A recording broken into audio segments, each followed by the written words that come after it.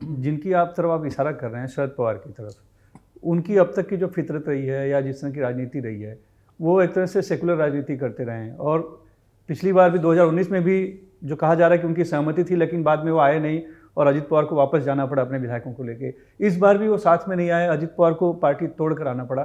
तो आपको लगता है कि वो अगर दोनों पार्टी एक हो जाती तो भी क्या एनडीए के साथ आते शरद पवार? ये भी तो एक सवाल है। देखिए, शरद पवार के बारे में प्रेडिक्शन कहना मैं तो कम से कम संभव नहीं मानता। वो कुछ भी कर सकते थे, पावर के बिना शरद पवार नहीं रह सकते।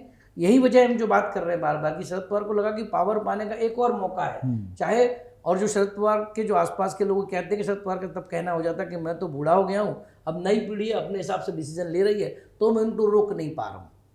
और क्योंकि शरद पवार आधिकारिक तौर पर आज सच में मतलब वो अपनी पार्टी में एक तरीके से खुद भी थोड़े से कम हो गए उनकी गतिविधियाँ बीमारी के चलते, तो ये कह सकते थे कि बच्चों ने डिसीजन लिया और वो आगे बढ़ गए। शरद पवार साहब की राजनीति समय और सुविधा के हिसाब से चलती है।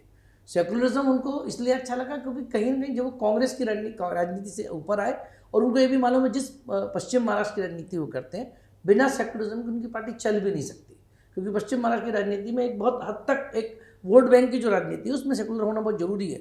दूसरा, महाराष्ट्र के जो मराठा है, जो खासतौर पर जाति पर जब बात करें तो मराठा शासक तौर पर हम बात करें, चाहे शिवाजी महाराज से बात करें, तब से वो हमेशा एक सेकुलर राजनीति के रास्ते पे चले हैं। मतलब कभी भी किसी मराठा शासक ने भले नाम इवन शिवाजी महाराज को हिंदू हृदय सम्राट कहा, लेकिन उनकी सेना में भी तमाम मुस्लिम और तमाम लोगों का अलग अलग जगह रही, तो वो राजनीति उनको सूट करती थी।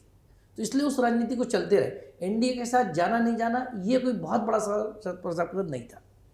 तो बीजेपी को तकलीफ होती आगे चल के अगर शरद पवार लॉन्ग टर्म में बात करें, हाँ जी, लेकिन क्या जैसे दो शिवसेना का मिलना, यदि हाँ, आज भी एकनाथ शिंदे वापस चले जाएं, नहीं जाएंगे वो सच है, लेकिन यदि चले जाते हैं तो उद्धव ठाकरे तो मजबूत होते हैं, शिवसेना मजबूत होती है, तो आखिरकार खतरा तो बड़ी पार्टी को ही होगा ना, जो हम लॉन्ग टर्म में दिखते हैं। और ये बीजेपी ने यह प्रयोग सिर्फ महाराष्ट्र का प्रयोग नहीं है, ये प्रयोग कई देश के कई हिस्सों में ऐसा हो चुका है जहाँ एक ही परिवार की 2 या 3 पार्टियां बनी। रामविलास पासवान साहब की 2 पार्टी बन गई, डीएमके में भी 2 अलग अलग गुट हो गए।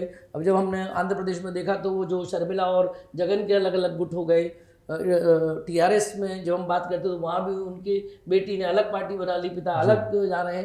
तो ये जितना देखिए बटाव होगा, वो सिर्फ बीजेपी की बात नहीं करो, ये कांग्रेस होती तो कांग्रेस को भी फायदा करता, क्योंकि किसी भी राष्ट्रीय दल को क्षेत्रीय दल बहुत पसंद नहीं आता। बिल्कुल।